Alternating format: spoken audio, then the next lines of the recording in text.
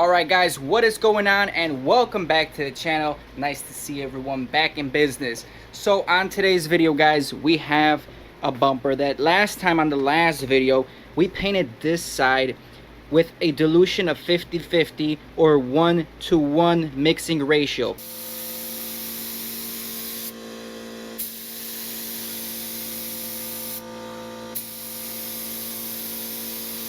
And this is again the famous Rustoleum oil-based paint. Now we're trying to compare this ratio to another ratio that we're going to paint right over here. Now this is a very thin ratio, that 1-to-1 ratio, and I did spray 2-to-1 ratio on another project, and I'll give you my honest review on that.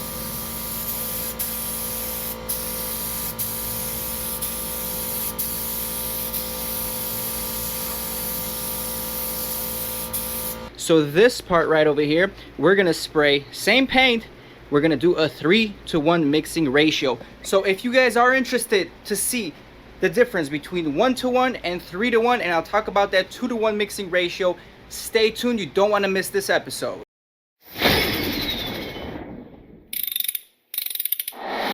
Alright, so here is our mixing cup. It does say 3-to-1 mixing ratio. So the first part is the amount of paint. This is going to be the ratio to amount of thinner, the second number, and then if you are using hardener, that's the last number, 1 part hardener. So don't get confused over here. You got numbers in the first column, 1 2 3 4 5. This just accumulates the amount of paint you are going to be using, so you can use any one of these numbers. If you want a half a quart, you're going to go up to 5. If you're spraying a smaller piece like we are, we can just use this first number, which is 1.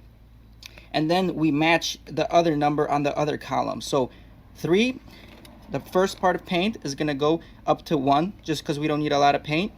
And then you follow the other one. So as you can see, this is the amount of paint we're going to have, and then just a tiny bit of thinner in this ratio. That's 3-to-1 ratio, guys. So we'll see how this sprays, and then let's get to mixing. Beautiful yellow again. So last time I was painting, I actually was painting and I left this outside in the sun, and yeah, that's not good. You gotta keep these paints in room temperature between 70 to 75 degrees. That's optimal, because if you put it in the sun like I did, it thins out the paint by a lot, and then your mixing ratio is screwed up and it's a lot thinner than it should be. So let's go ahead. So like I said, this time we are just keeping it room temperature, and today is about 85 degrees with about 45 to 55% humidity. So you know, it is getting colder out here. I'm just grateful we have today and I'm off, that I can do this paint job for you guys. Now it's too thin obviously from the can. This is the runoff time, so the gun won't be able to spray this, and if it does spray it by some means, you are gonna have to wet sand, because it is just gonna cause so much orange peel. So that is not ideal by no means. Now we have the paint ready to go. I'm gonna pour it into the cup, and again, I'm just gonna be looking at the first one right here.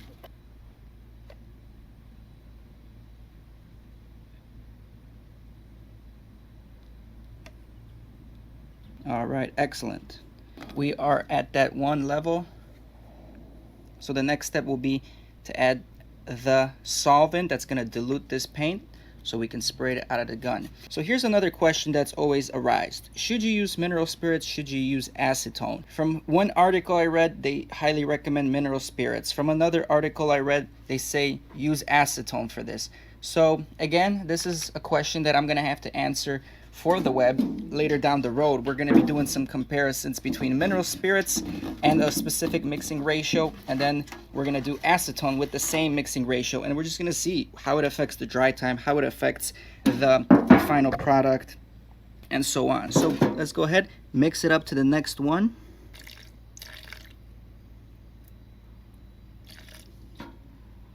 So very little solvent for this portion of it, and let's mix it up here in a second. First we went up to the first one with the paint, then we went up to the second one with the thinner. Very little bit of thinner, not too much thinner used. Let's mix it all up. So this is on the thicker side, guys. So 1-to-1 ratio was very thin. It had about 2 to 3 seconds runoff time.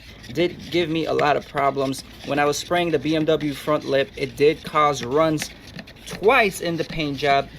This area right here, it didn't run because it was a flat surface, but it was still very tricky. If you go heavy and wet, you might have some runs. The 2-to-1 was pretty good. It didn't cause any runs. It did leave some orange peel though, not too bad. So the 3-to-1's on the other extreme. I don't think somebody should go more than 3-to-1 with this paint. That's just my opinion. If you go heavier than 3-to-1, more paint, less solvent, I don't think it's gonna lay down good, and if it does, it's just gonna be very orange peely. So let's check off the runoff time, and the runoff time again is how long it takes to trickle off the stick. Look at that. And this is not going to be as accurate because I don't have too much fluid. If I had more fluid, the runoff time would be a little longer. Again, this is just something to gauge it with. It's not that accurate. Usually you want to use a viscosity cup when you're painting these. But even though you change the mixing ratio, sometimes you got to adjust the gun to spray it out properly. And that is something that comes with experience. And you know, the longer you spray, the more you learn, the better you'll get. So let's check off the runoff time. 1, 2, 3, 4, 5. We got 5 seconds right there on that one. Let's check it out one more time. 1, 2, 3, 4, 5. So again, guys, 3 seconds was 50-50. 4 seconds was 2-to-1, and we got about 5 seconds on this 3-to-1 ratio. 1, 2, 3, 4, 5. All right, at this point, let's pour it into the gun, and we'll start prepping the panel for the paint. I'm not using a strainer for this one, guys, just because at the end of the day, this panel is going to get refinished anyway. This is just for demonstration purposes only, so I'm not using a strainer. There's going to be a ton of debris in the paint job anyway because we're painting in the garage, so can't do nothing with that. But the paint already is dripping, definitely a little bit thicker than what I expected. All right, let's put some mineral spirits in here because we're gonna have an easier time cleaning that cup later. And now let's degrease the bumper. This is the wax and grease remover we are using. Link in the description below. I got this for about $20 or $30, so there's definitely a lot of value in this product. Let's put the cap back on.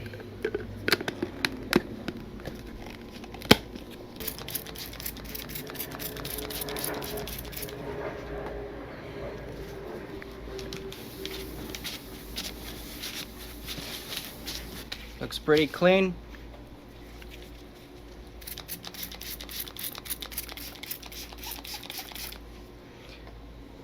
One thing that came to my attention is once you wax and grease remove and clean the area, don't tack it right away. Give it about 5 minutes to fully dry before you tack it, because the tack cloth has adhesives on it, and if you start tack clothing it while this panel is not dry, that wax and grease remover is actually going to take some of that adhesive off the tack rag, and then you might have trouble laying down your paint and having it stick properly onto the panel. So right now this area is more than enough clean. We're going to give it about 5 minutes before we tack cloth it and then start spraying. So now we're going to check the fan pattern. Fan pattern is going to be all the way out. Let's just check the fluid tip. We are running at about 30 pounds. Way too much fluid. The first coat has to be a very thin coat. So let's turn it in.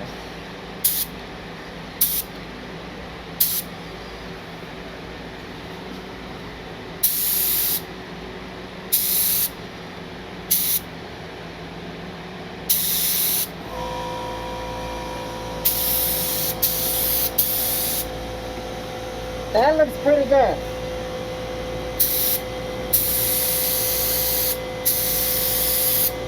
I'm comfortable with this. Let's lock it in position. Fans all the way out, and this is here, 30 pounds. Let's go.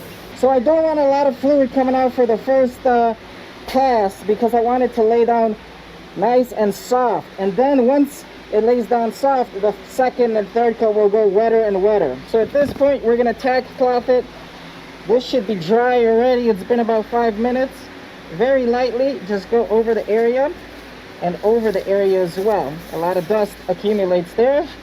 Like I always say, this helps pick up any dust on the surface, reduces static, so it's a must. All right, very good. You guys ready?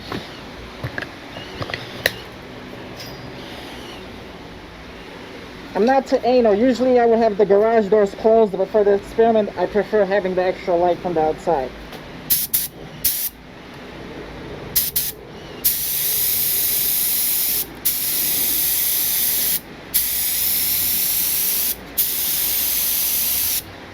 All right, that was the first light coat. It is spraying very blotchy, a little bit thick when it's spraying, but the first coat looks like it's coming down really nice. This is like an ideal first coat. Just enough coverage, but not too much, not too thin, not too watery. So far so good. And as always guys, I'm wearing full protection. Got my hat, got my glasses, got my respirator, got my full suit, got my gloves. Even though I'm painting some small parts, most people won't even consider gearing up, but I'm telling you man, people die from this, especially the solvents. So take care of your lungs. It's a crappy hobby to have because it's very toxic, but what can we do? If you love it, you love it. All right guys, it's been about 15 minutes. The paint over here is dried to the touch, so I think we're ready to spray the second coat. Now I like to mix this again in the gun just to mix everything up. Let me know if this is bad. Does this introduce air into the system possibly? I don't know. Comment below what you guys think. So right now I'm going to turn the fluid tip out a little bit. I do want a little bit more paint to come out for this layer. We want it a little bit thicker.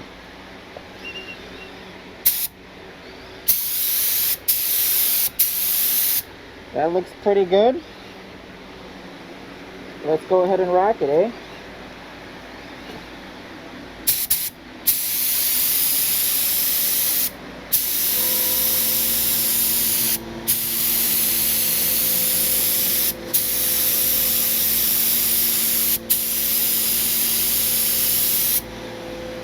Nice.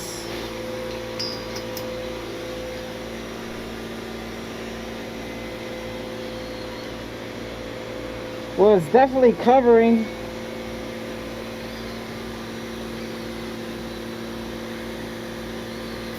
It's definitely covering a lot more of the scratches compared to that 50-50 mixture.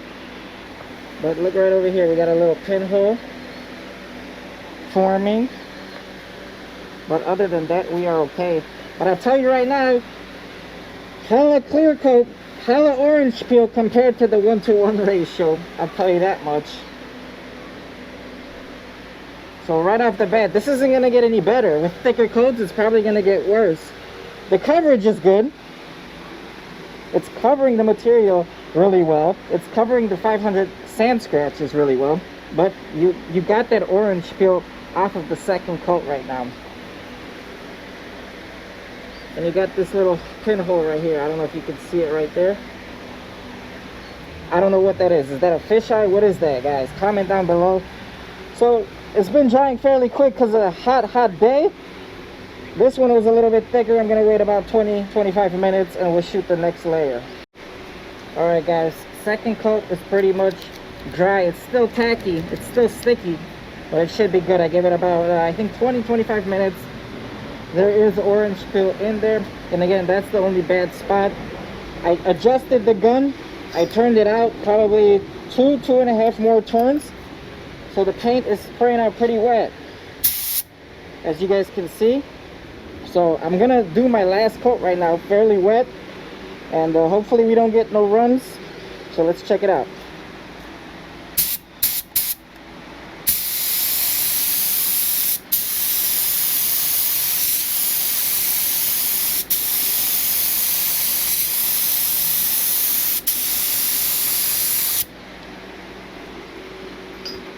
All right, that looks pretty good. nice and wet. Definitely less orange peel than the second coat. I don't know if it's because I was going a lot wetter.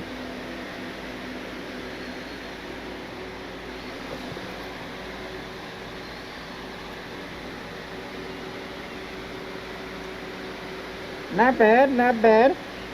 Let's let it air dry, and then we'll see if we're gonna do any more coats. We still have some paint left, just about that much, so we'll see. All right, this is how she looks after about half an hour of drying. Not bad, I gotta say, it doesn't look too bad. A bunch of dots over here, small fine dots that I'm not sure if it's dust or I'm not sure if it's water contamination from the gun. I did have to run and park my car in the driveway because I got my windows retinted today, and actually I parked it on the street far away from here so I don't get overspray. But I totally forgot my city sticker is expired already, so I had to park it back in the driveway so we don't get a ticket. Thank God we didn't get a ticket. I am gonna close the garage for the next paint, for the next layer of paint. And one thing that I have to ask you guys is, I have my compressor out here. Now, usually when I paint, it's outside. Sometimes, like today, it's in direct heat. So I'm curious, guys, if a warm tank like this is beneficial. Maybe it burns off more water buildup, or is this bad? Should I keep it in a cool, shaded environment? Let me know in the comments below. Again, this is an 8-gallon one, and it pushes out 4.2 CFM at 90, and I think the gun calls for 4.5 CFM at 90, so it's just shy of that. But again, if you're painting small areas, small pieces, that's plenty enough. The compressor has a lot of time to build up in between coats. So let's go ahead, lay down this last coat. I am gonna go real heavy, real aggressive, and yeah, that's gonna be it, guys. So I'm gonna keep the fluid tip the same. I'm just gonna go slower over the last few passes.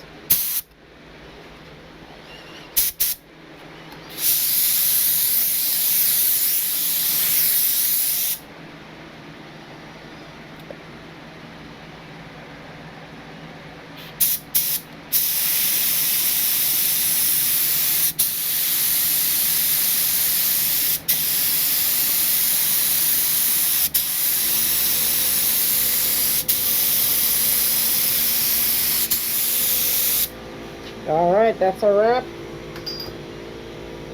Nice, slow, thick, wet coats. So much easier to spray flat panels, guys, I tell you. And that's got a nice glossy surface, nice wet surface. And if you want to spray paint, look, you see that? That's wet. So when I told you before, when it's tacky, that's when you want to spray. When it's coming off on your finger, don't spray it. All right, guys, it is approaching the end of the video. It is so hot in this garage. It's like a sauna. It's got to be at least 95 to 100 degrees. This paint is curing fairly nicely. So don't forget, guys, subscribe to the channel. Like the video if you enjoyed anything or found some useful information. We are trying to experiment with Rustoleum, find the best painting ratio, at least that works for me. But if it works for me, you guys will probably enjoy that information as well. So I'll see you guys on the next video, where we're gonna compare, and I'm gonna talk about all the mixing ratios that I have experimented with mineral spirits, and we'll see if we can come to a conclusion which mixing ratio is the best for spraying Rustoleum with mineral spirits. So stay tuned for that, and I'll catch you on the next one. Peace. I ain't here for the money, I ain't here for the fame. Though it might be nice to own a jet plane, I'ma do it all for you. Come along and see it's true, but the world is pretty cold. You might need a sweater too. I'ma put a ride on ya. Kid from California, trying to make it in life. In school they never taught ya. Dreams